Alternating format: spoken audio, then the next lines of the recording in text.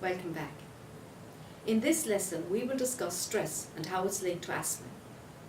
Stress happens when you feel that you can't cope with pressure, and this pressure comes in many shapes and forms and triggers psychological responses. These changes are best described as the fight or flight response, a hardwired reaction to perceived threats to our survival. When survival had meant facing immediate and real threats, such as confronting a charging elephant, our response has saved lives. The fight or flight response is when a person experiences a shock or perceives a threat.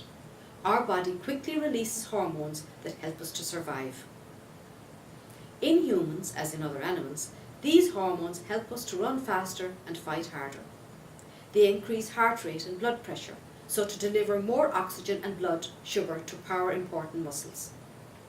They increase sweating in an effort to cool these muscles and help them stay efficient. They divert blood away from the skin to the core of our bodies, reducing blood loss if we are damaged. As well as this, these hormones focus our attention on the threat to the exclusion of everything else. Breathing is accelerated to supply more oxygen for conversion to energy. The heart moves into overdrive to supply the body with more oxygen and nutrients. Our immune system is activated, ready to administer to wounds.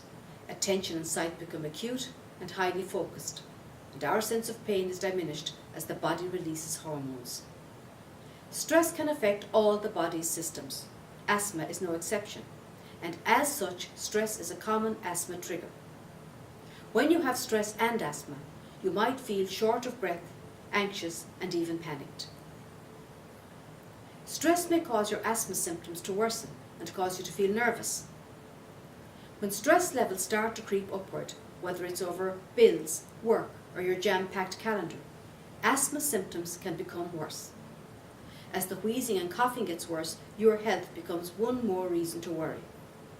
Asthma, stress, and anxiety make for a vicious cycle, and one that can spiral downward quickly.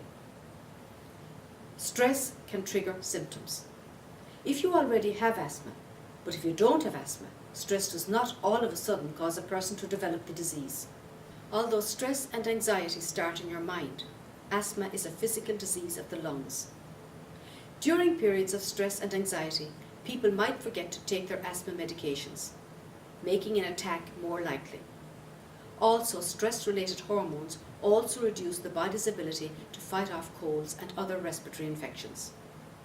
So how can you manage asthma and stress? Having asthma is stressful. You may not know when or where you will have another attack, or what triggers your asthma attacks. Also, stress is simply an inescapable part of life. However, when you take steps to reduce your stress, you may also lessen your number of asthma attacks. Here are some tips in reducing stress. Identify the biggest cause of stress in your life. For example, financial problems, relationship conflicts, lack of social support. Another way to reduce stress might be to delegate responsibility. Give up being a perfectionist and let others pick up part of the workload. At home, make a list of tasks. Assign responsibilities to others. Train them to do the job and give clear, specific instructions with deadlines. Allow others to do a job in their own way and express appreciation. You can modify this strategy for your workplace too. Also, exercise is a great way to burn off the effects of stress. Getting enough sleep is also important because tired people simply don't cope with stress as well.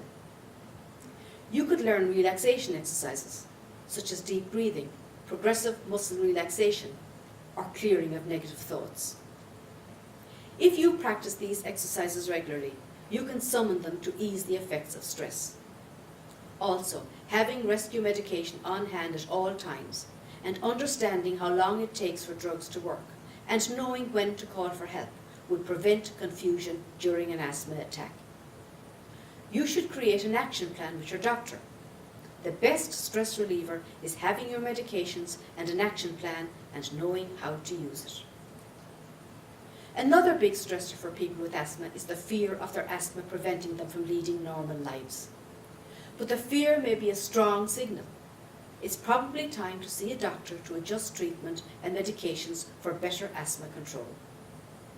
When asthma is managed well, people don't have to live in fear. Living in fear of your asthma can restrict your own activities, such as not wanting to exercise or participate in certain things. Thank you for your attention, and see you at the next video.